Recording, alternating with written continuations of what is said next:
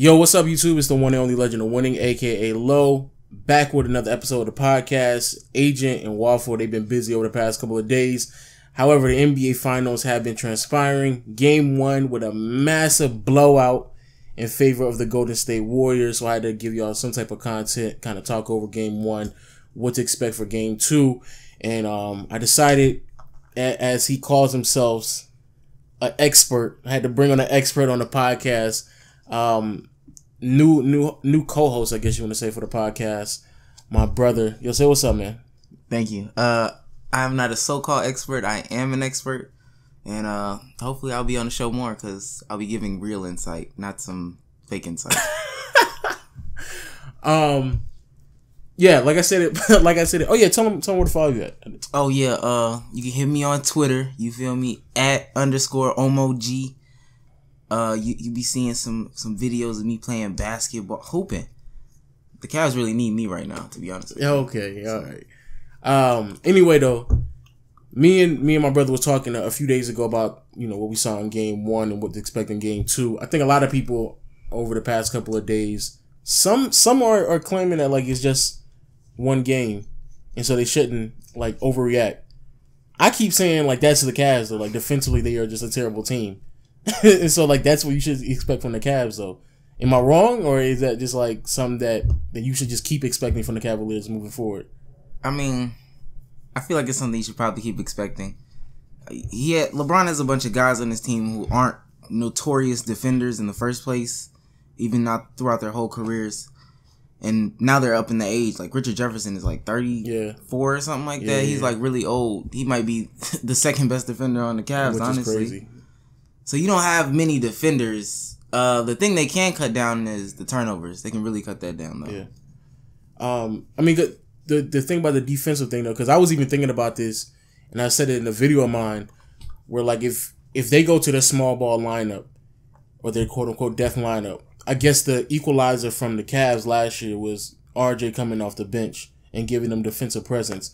But I don't think RJ is the same player that he once was before.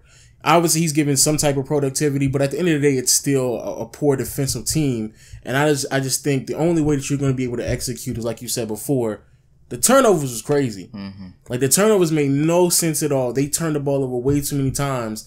And if you're a poor defensive team, turning over the ball like that just didn't make any sense. But even on their defensive end, when you have a team where Kevin Durant's on the ball and on the wing, you got Curry and Clay. How would you defend that? How would you expect them to defend it? Because to me, that just don't make no sense. You got that much offensive power on one team at the same time.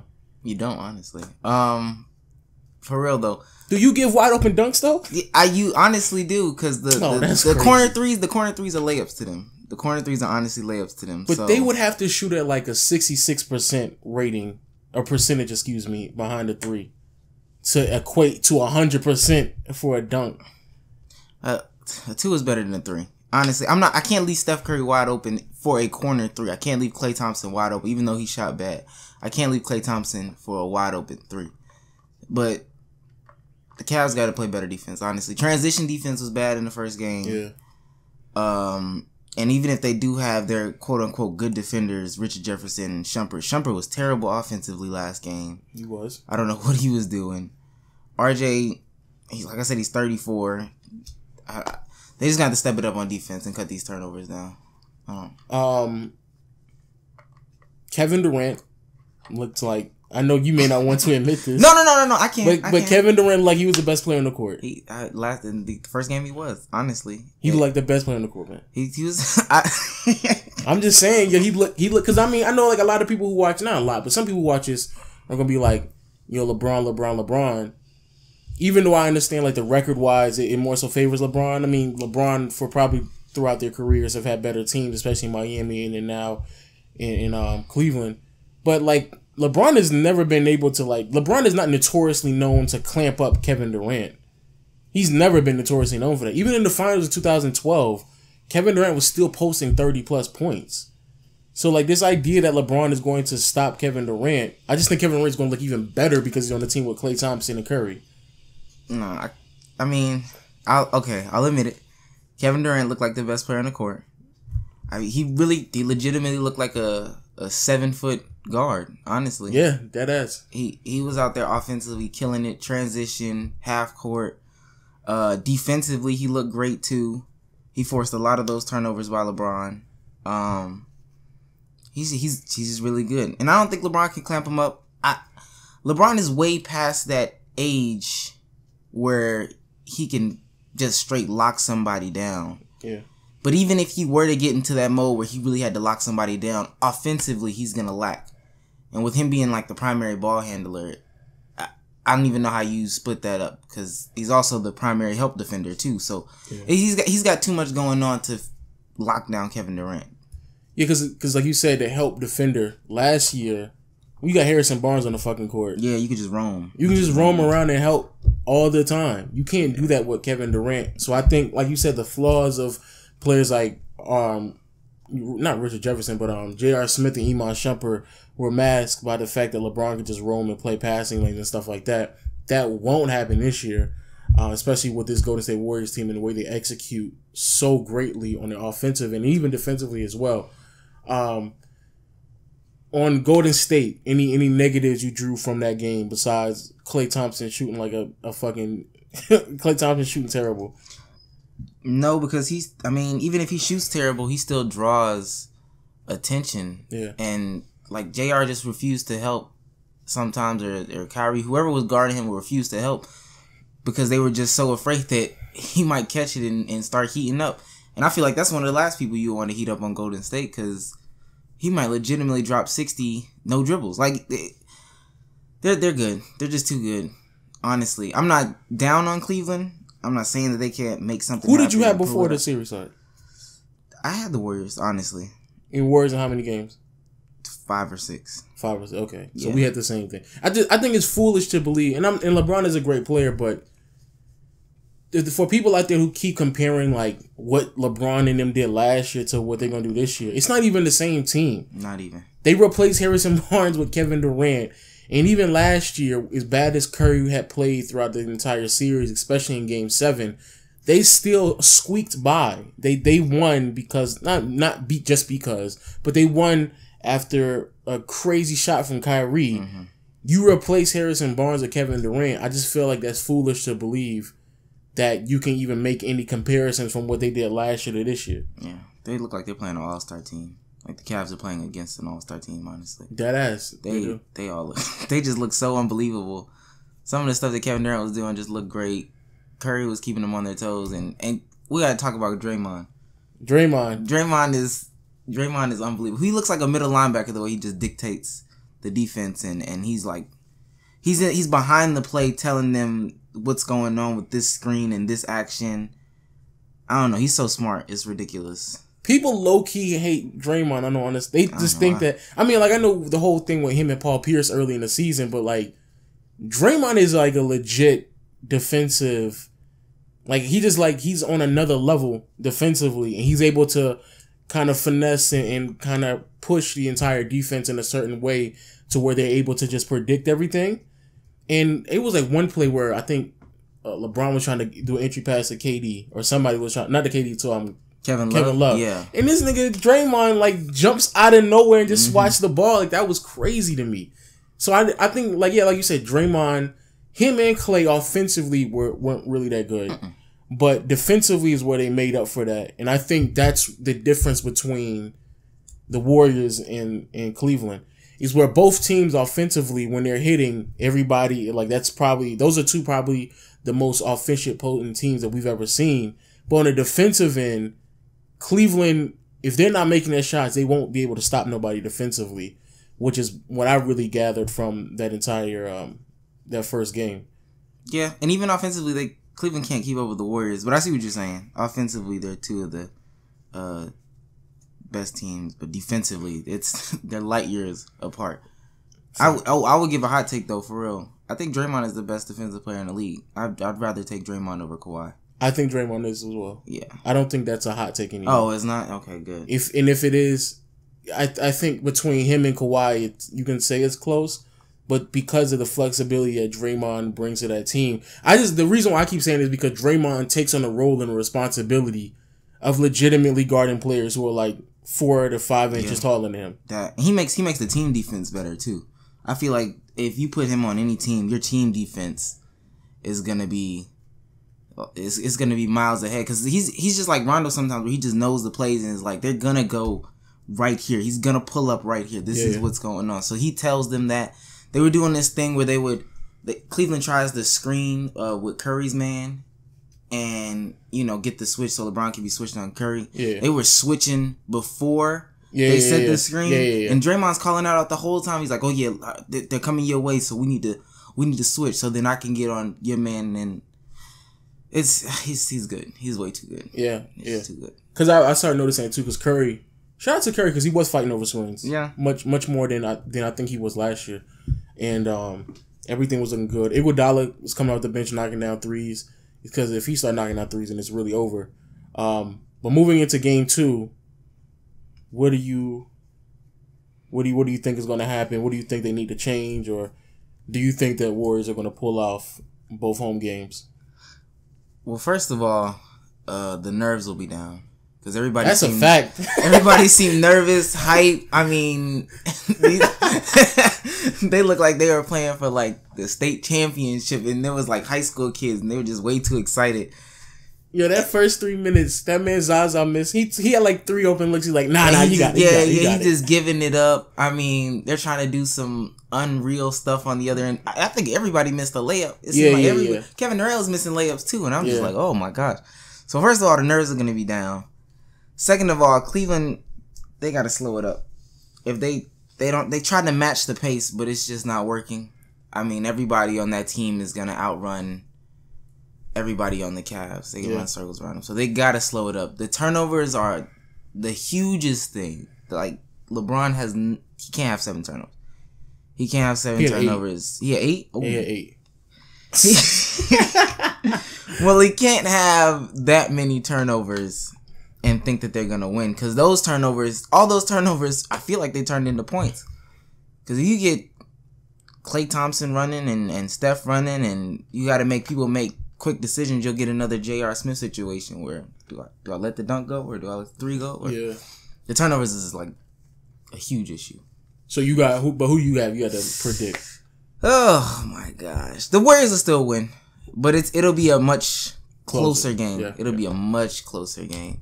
And Cleveland's bench. Some of these guys they just got to abandon, and some of them they got to go more with. Richard Jefferson didn't play as much as I thought he should have played. And I feel like they overplayed Kyle Korver. But some of them guys, they just got to abandon. Deron Williams did terrible, too. I think, a couple of things. One, about the bench. I agree. When you go into the finals, you're only going 8 men deep. You're not really 9 at most. You're not really going to play, 10, 11 players. You see they got rid of Channing Frye? They just... Yeah, I know Channing Frye, Derek Williams... They're not going to play at all. I was always concerned about who were the next 3 coming off the bench. And like you said, when I went back and actually saw last year, RJ played like 25 minutes a game sometimes. Mm-hmm. So he was RJ, Iman, and then maybe I think it was Channing coming off the bench last year. So now with Korver and Deron Williams, are you still going to keep... Which one out of those 3 isn't going to get that many minutes? And I feel like when at first Kevin Love came off and then they put in Deron Williams, so I was like, okay, D Wills is going to be out there. But like you said, D Wills was looking... Well, he looked excited. he looked terrible. He looked like he was playing for a contract in one game. Like he had one chance. If they abandon D Will, I feel like they should probably abandon D Will. And just the point guard assignments are Kyrie and LeBron. They can run some ball handling through JR and Imam. But I thought that was the whole purpose of getting D Wills anyway, because you had to have another ball handler. Ah, man, they don't have that much time to play around and figure out. Because what if he does the same thing next game and it's another blowout? See, so this is why I was getting to my bigger point. Part of me just wants to say that LeBron is smart enough not to turn the ball over 8 times. I think LeBron, not to say he purposely did it, but I think LeBron was just surveying the field. And I think the way that the Cavs coach and the way that LeBron plays, the first 2 games, again, not to say that he's throwing the game away, but he's trying his options out to figure out what's going to work and how he's going to attack the defense and how he's going to get his team in the correct direction because he doesn't win first games in the finals. Right. I think he was like 1-7 or something like that. Right. Like he just doesn't win. So the idea that LeBron obviously won't have the same game, but I think more so their rotations will be much more constrained. They'll have an 8 to 9 man rotation depending on what situation you have, and they'll be able to attack moving forward. I think Game 2 still goes to Golden State. I just don't think LeBron really cares because I think LeBron, in his mind, if he can draw this out to a Game 7, I think even he thinks if it gets to a Game 7, I would bet on LeBron. Yeah. Because if it gets to a Game 7, that means LeBron has mentally told himself, oh, I know how to beat this team now. Mm-hmm. Like, it's not even that big of a deal. And then obviously with Kyrie having confidence in what he did last year as well and the rest of the organization. But that's probably the one thing I took away from Game 1 and probably will take away from Game 2 is that LeBron is really just trying to survey how to beat this team. And once he figures out a plan of attack, then he'll go for it. Yeah, that makes sense. I can see that in especially some of those, like, cross-court passes. Or them cross-court passes was fucking crazy. Some of the passes, he drove into Kevin Durant and tried to kick it out. That's got to stop. And you're right. He probably surveying and seeing what he can get away with. And in the next game, it'll be different. So, the people who listening, they don't know that you a LeBron fan. Oh. They don't know that you a LeBron fan. I'm more so favoring Kobe, but over the years, I've changed my tone on LeBron. I've changed my tone on LeBron a lot. I have. He's better, right? Oh, he's leaps and bounds better. Thank you. On LeBron's legacy, where he stands right now, where do you have him ranked in all time? Like, you don't have to be specific, but like top 10, top 5, top 3. Top 3. Top 3. Top 3. So you have him first, second, third? Or you just said don't be specific. I'm going to say he's first. Yeah, I feel like he's the first. Oh, you think he's the greatest player? Of all time. Yeah, you're crazy. No, for real though. Legacy, I can see it, but like I said, there's a bunch of asterisks that go behind things in his career and things in other people's career. As far as talent wise, he's the best player. He's got to be. So you're saying just off of talents. Talent wise, he's the best player. I'm saying talent wise, he's the best player. Legacy wise, I still have him up there. But he's not number one legacy. Nah, he can't be number one legacy just because so many people have accumulated so many accolades.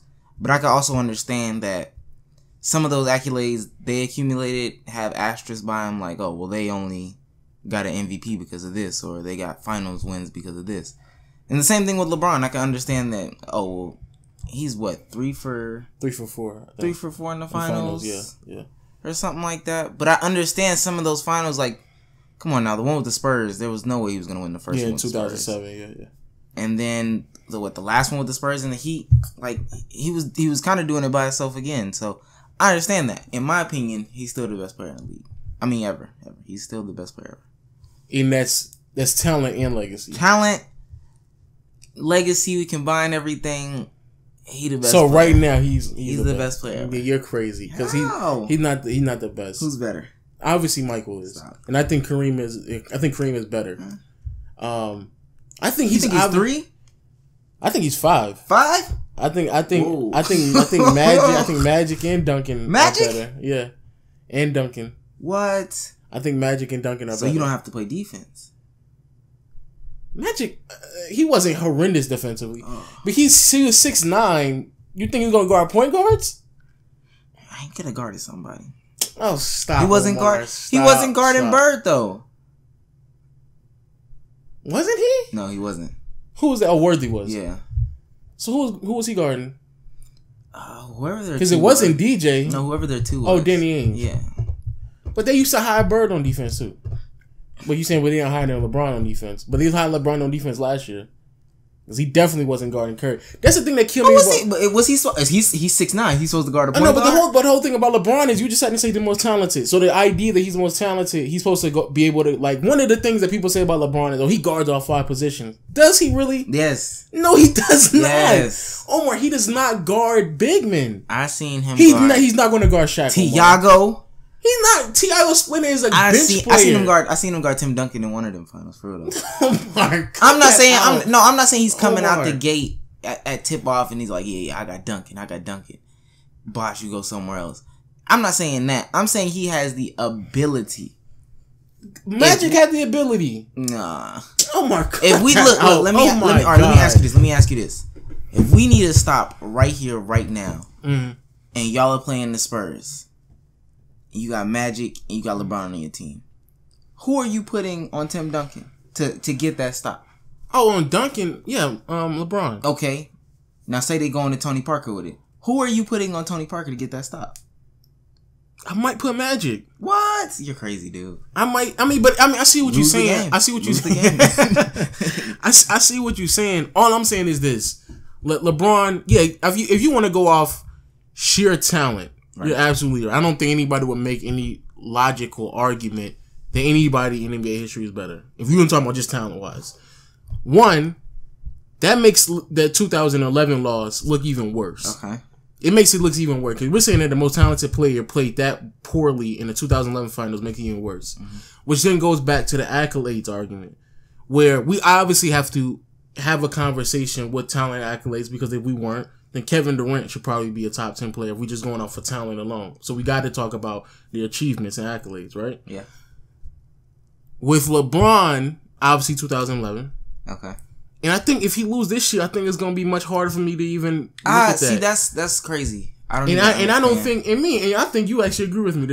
Him going to the finals 7 times is not as impressive as people make it out to be. Yeah, I said that, and I also said the other day when I was talking to somebody, one of my friends, if they lose this year, I think it would best benefit him to not keep going to the finals. Yeah, it would. For years to come, because then you start to get to like 3-8 in the finals, 3-9 in the finals. If they keep facing this Golden State team, and know what Kyrie's gonna get, Kyle Korver's gonna retire eventually. Yeah, exactly. So then he becomes like 3-9 in finals. Yeah, he went 9 times, but he only won 3. That sounds bad.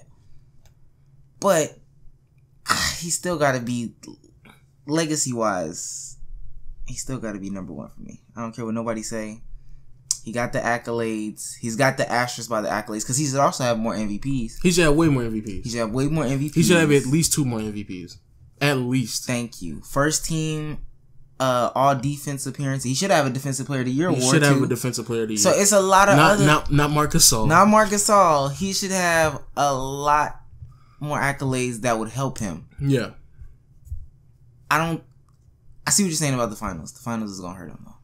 Yeah. The finals is gonna hurt him. Because him going to the finals every year, and again, I'm not trying to discredit him, but like this idea that I'm supposed to overlook him losing because he goes up against great teams, like them same San Antonio Spurs team that he's losing to, Steve Nash can't even get out the playoffs to get to the finals because Steve Nash gets knocked out 7 times in his career by the same San Antonio Spurs team. So am I supposed to credit Steve Nash for what he did? Am I supposed to credit Chris Webber for what he did because Chris Webber got knocked out of the playoffs 3 straight years by Shaq and Kobe? To me, that's the argument. Is that yes, LeBron is great, but if he played in a different conference, in a different era, or even in the same era, he wouldn't have gone to the finals that many times. You know I don't agree with that. He would not have gone to the finals that many times. I'm not saying he wouldn't have gone to the finals an overwhelmingly majority of the time, because I think the past 2 years, he definitely had one of the better teams. And I think the first 2 to 3 years in Miami, he had arguably one of the better teams in the NBA. So he still would have probably went to the finals. But in 2007, that would not have happened. In 2014 and 15, I don't think that would have happened either. But I feel like if he was on a West team, though, he would make a mid-level West team or even a weaker West team really amazing. So his finals record would look way better, perfect almost. Yeah, it probably would be perfect. Because at that point, I mean, they're going against who? The Nets. They will be going up against, I don't know, Boston or something. They're going up against like maybe Boston and some Indiana Pacers teams. Toronto these past couple of years, like maybe not even Toronto. So like he would be flawless. He might even look better in most people's eyes. He wouldn't have these asterisks. Because I think he would be 4 for 4 at this point. Yes. He'd probably be 4 for 4 in the finals. Yes. And I think, to me, that's much more commendable and respectable. Because to me, the whole thing about him going to the finals so many times, I mean, he's building his own teams. I don't like that statement. Come on. I don't like that statement. He's building his teams, going to the finals and losing, and then he turn around saying, well, he didn't have enough help. I don't understand that logic. He's building his team to an extent. I feel like Golden State's team right now is like a truly built team. I'm not saying that they asked for Kevin Durant. They're out there begging for Kevin Durant. But LeBron's asking for a playmaker and is getting Darren Williams in return. He's asking for more shooting and he's getting he got Kyle Korver. Kyle Korver's like 36, 37. But Kyle Korver, you know I like Kyle Korver, but sometimes he can get caught up in the moment. He gets lost defensively. He can have these games where he goes 0 for whatever. I bet you he doesn't have one game. How many shooters are in the league where they can play both offense and defense? There's not that many people out there that can do on both sides of the floor. I think not Kawhi, but like Clay and them. Like, you can't blame Golden State for just drafting well. Like at the end of the day, majority of them players that are on that team, they still drafted them. I get that, but they still built the team with Iguodala. They got Iguodala. They got Sean Livingston. They got Kevin Durant. I mean, it's really just that simple. I should have stopped right there. They got Kevin Durant, a 7-foot guard, crossing people and just pulling up like it's nothing. They got Kevin Durant. So that built the team argument for LeBron. I don't like it because his team would just be better if he personally handpicked who he wanted on his team. His team would be way better than what it is right now. Okay, nigga. And finally, before we wrap it up, Adam Silver went on FS1. He talked about, really him defending where the NBA is at right now. Because over the past year with Kevin Durant going to the Warriors, the conversation, the topic around the league has been the lack of parity and where the NBA is at right now. However, Adam Silver sees it as, why are we trying to discount greatness? Which I heard his quote. This is the most stupidest shit in the world. Where do you think the NBA is at right now? And do you think it's good for the league for us to have the same two teams go to the finals for 3 straight years? And it looks like it might be another 3 straight years.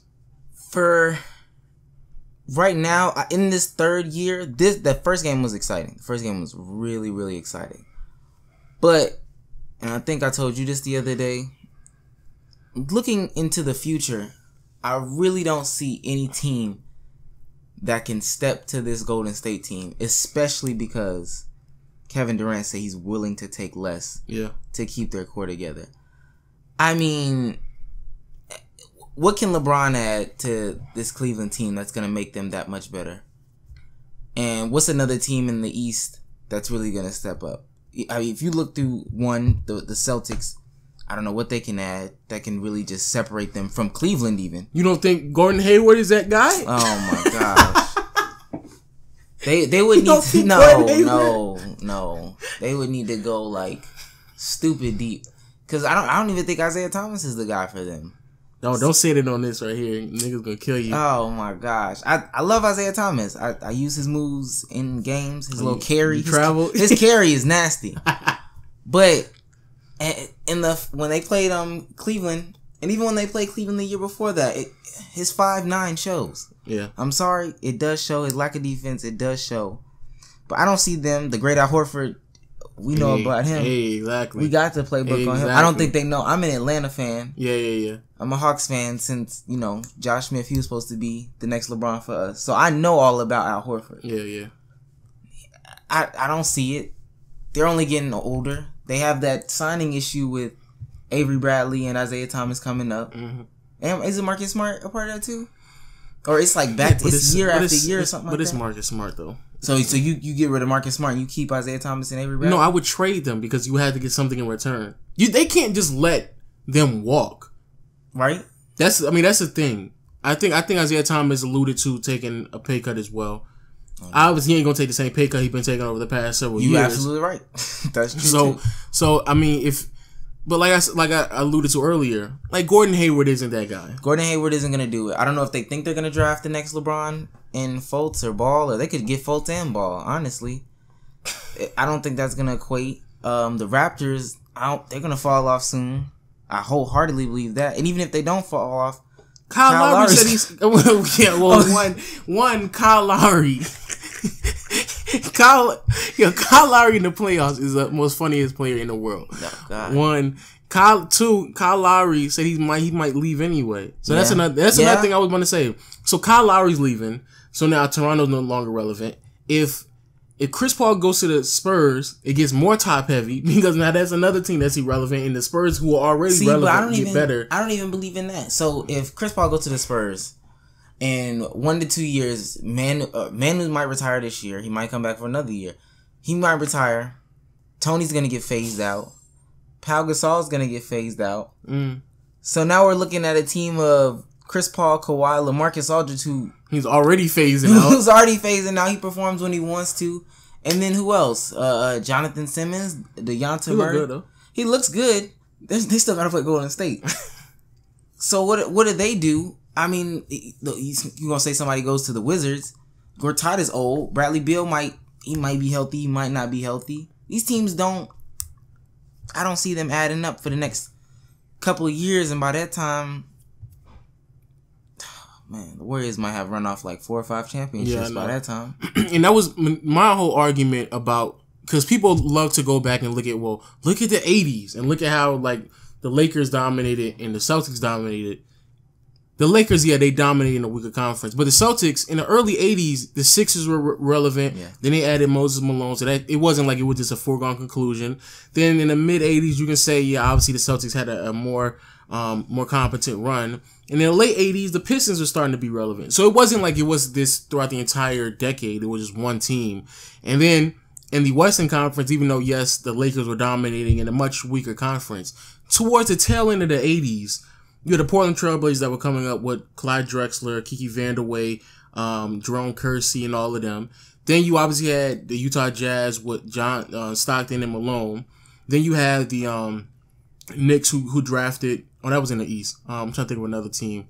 You had other teams basically coming up. You had the Dallas Mavericks with Mark Aguirre before he left Dallas and went to the Pistons. You had other teams that were slowly but surely showing some promise to where we could say, okay, I see where we're going in 2 or 3 years. Like you said, maybe the Wizards. Maybe the Wizards. Maybe Giannis and them. Maybe Giannis. But that's really it. Everybody else is either they're so far into the tanking that it's going to be another 5-6 years before they start to pan out. That's what I was just about to say. It seems like you have too many teams that are, their only path out is the lottery. And they're praying that they hit on the lottery. And that's not even like the most reliable way to do it. Because then also you have to worry about developing these players. But let's say Orlando drafts a point guard. Who is he going to learn from? Elfrid Payton? Yeah. How are we developing him with other young guys? So he has 4 to 5 other young guys on his team. Their whole starting lineup is under 23. It sounded so cool when the Sixers were saying it, but nobody can get developed that way. Unless you just hit on some gold, it's not looking good for a lot of these teams.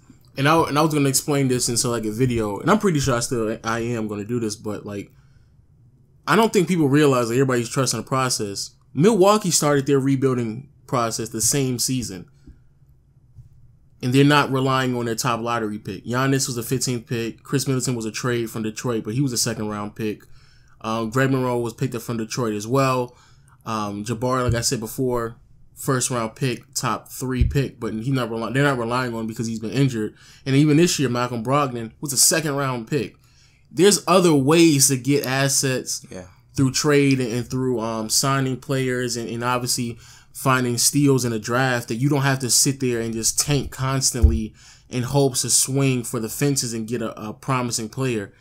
But yeah, like I said, at this stage of the NBA, there's a very, very it's very possible for the Warriors, I don't want to say blowout, but for them to just beat the Cavs very convincingly. And then now we kind of look back and say, oh, okay, that's right. That team is unstoppable. And then moving forward, there's not really anybody in the NBA that could even come close to competing. So I just felt like there's a possibility we look back at the 2010s, this decade we're in right now, another 20, 30 years down the line, and we look like, oh, wow. So LeBron went to the finals 10 years in a row, 9 or 10 years in a row. And then in the Western Conference, it rounded up with San Antonio going to the finals twice, and then the Warriors going to the finals 6 straight seasons. Yeah. Yeah. I mean, that's honestly the way. Unless some of these players just step into another realm, people are still waiting for Karl Anthony Towns to just take this huge jump and Anthony Davis take this huge jump. But a lot of it is organization and player development, so I really don't see them taking this crazy huge jump to where they can compete with a team with, the best shooter of all time. Yeah. One of the top 4 best forwards of all time. Some people are going as far as say he like the 3rd greatest. Forward? Yeah, Kevin Durant? Kevin Durant. They're saying LeBron, Bird, and KD. Well, the 3rd best forward of all time. I mean, Klay Thompson, who might be the 3rd best shooter, 2nd best shooter of all time. Draymond Green's the defensive beast. It's too much talent on that one team. And the only other way that somebody can beat that one team is if they build a super they team. build another super team. Yeah.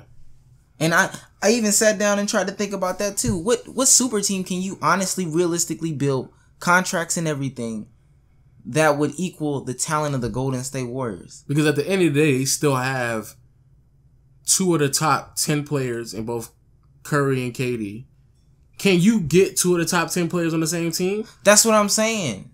Like, how is that even possible? Because AD is stuck in New Orleans. Right. LeBron is already over there. Well, let me go from 1. LeBron is already over there. Right. KD is over there. Are you going to get Russell Westbrook on the team with somebody? Are you going to get James Harden on the team with somebody? Kawhi's not leaving San Antonio. AD is stuck in Chicago might move Jimmy Butler. That's a possibility. Jimmy Butler's not a top 5 player in the league, though.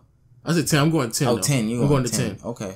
And then the rest of the 3, I'm trying to think, who else would you put in the top 10 conversation? It all depends on who you are. I don't think DeMarcus is good enough to make an impact. I don't think Paul George is a top 10 player anyway. I think Chris Paul may be top 10 right now, but he slowly but surely fall off. But still, we're getting to a point where the only way that you're going to be able to pull off 2 top 10 players along with 2 other top 20 to top 25 players and Klay Thompson and Draymond all on the same team, one of which is a Defensive Player of the Year candidate. The only way you're going to be able to pull that off, actually you won't. Yeah, I mean, it'd be some magic and some ego throwing away. And that's another thing, too. They fit together. Well, I guess because 3 of them are already on the team together. But they fit together with Kevin Durant so seamlessly because he fits their play style so well. Once you start putting all these other players together, if we take Russ and put him on a team with James Harden and Kawhi, it wouldn't even work. It wouldn't even work. It wouldn't even work. It wouldn't even work. So it'd be really hard to get a team together that makes the contracts work, that make the personalities work, and that they fit together so seamlessly in a play style. The Warriors honestly might run it up on championships. Greatest team ever.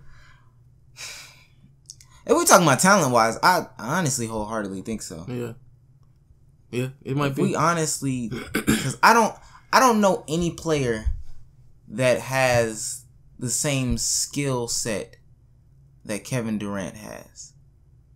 This might sound crazy. He is 7 foot, handles of a guard, a point guard, shooting touch of a top 5 shooter. He might be a top 5 shooter. Borderline, like Kobe mid range. That's what I'm saying.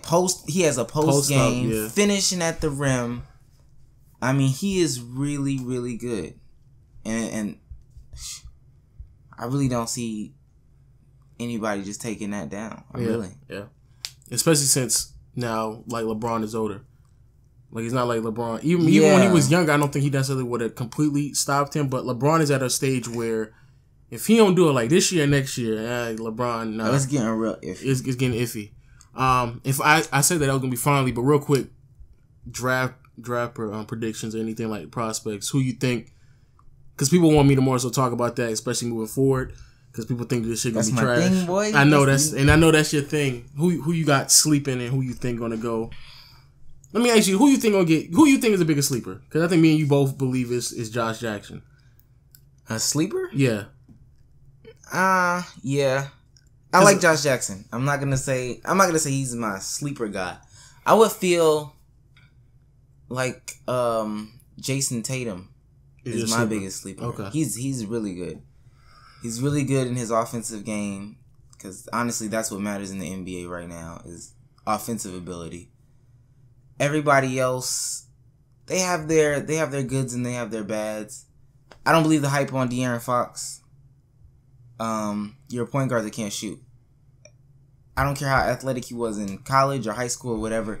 He's not going to be that NBA athlete. But does athleticism, like, that's what I'm saying, like, athleticism in today's league, that's not catching nobody by surprise anymore. It's not. And there's only literally 2 athletic point guards that I think that are like really, really making it work. John Wall and Russell Westbrook. Yeah, that's it. I feel like he's not going to be the 3rd athletic point guard that's going to make it work. And even if he is, that's a very slim chance. He's not even big. Both of that is true, John Wall was big coming out. Yeah. I don't see that happening. I like Fultz, but I'm not as high on Fultz as everybody else. My guy is Lonzo. It's got to be Lonzo. So the Celtics should draft Lonzo first. See, he got to go to the Lakers because his daddy says so. He got to go. And also, I don't believe that BS report that said that the Lakers aren't. If the draft started today, they wouldn't draft Lonzo. Oh yeah, I saw that. Yeah, I saw that. I honestly don't believe that because Magic Johnson is so high on him. Yeah, and that's the Magic Lakers right now. So I don't believe any of that. But Lonzo, even if his shot doesn't translate or he's a bad defender, I guess, or quote unquote, even if nothing translates, he's so smart basketball wise. Yeah, you know, if you go into the gym or something and somebody just looks like they're unathletic or whatever, but they know what to do on a basketball court. They know when to cut. Yeah. They know when to set a screen. They know, hey, let's not clog up this side of the court. We need to keep moving, guy. He passes the ball, which is contagious. Lonzo's the guy for me, for real. All right, so biggest sleeper Tatum. Highest bust potential Fox. Or maybe you don't want to go that far. Fox. No, you think that's what you're gonna say? Yeah, it's Fox. It's Fox because I don't understand what team in that range he would go to that would make him a success. Honestly, Orlando will move Elfrid Payton. They would trade. But I feel like they're just rewinding the same movie, or this is Elfrid Payton 2.0, better haircut or something. Like he's the same player, no shot, athletic in college, but I don't see it translating. He can get up on you in defense, but like they were saying, I was listening to another podcast the other day. He was playing people 94 feet. He was picking somebody up the whole court. He's picking up Lonzo the whole court. How many NBA point guards pick somebody up the whole court? I'm not going to be able to do it. You're not going to be able to do it. And even if you start doing that, they're going to exploit you. They can pass it off, run up the court, and get into the offense. Like I don't see it with him. That's my biggest bust, for real. All right. Real rap. All right. So, before we wrap it up, tell them where to find you at on Twitter again. @_OMOG. I thought you was going to talk about Tristan Kardashian, too. Oh, my man T-Top with the fur on him. That man, Tristan Thompson, be wildin'. Tristan Thompson he no-showed. No-showed in the first game. That's who they also need to step up to. So we need to look out. Yo, T-Top got the Kardashian pregnant with the fur on him. Yo, he wildin'. He lost in this world. LeBron need to pull him aside and be like, yo, we need to get this stuff together, bro. He was talking about marrying her too. LeBron need to pull him to the side and tell him, yo, we need to have this conversation. Cause you bugging at the wrong time of the season right now. Cause you looking wild out here. He talking about marrying Khloe Kardashian. Yeah, he's tripping though. He needs to. If he don't show up, then they can forget it. To be honest with you, because then they really have no defense at the rim. That's what they was lacking too. Defense at the rim. Because Tristan Kardashian was somewhere in the stands. I don't know.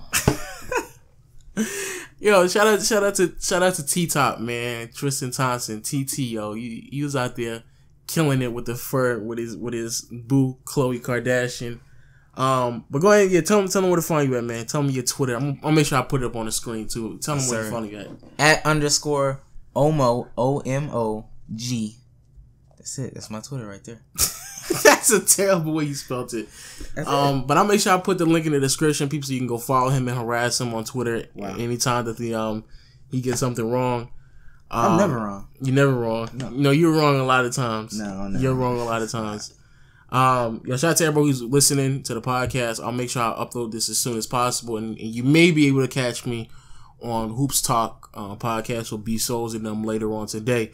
But yo, thanks for joining, man. No problem. All right, see y'all later. Peace.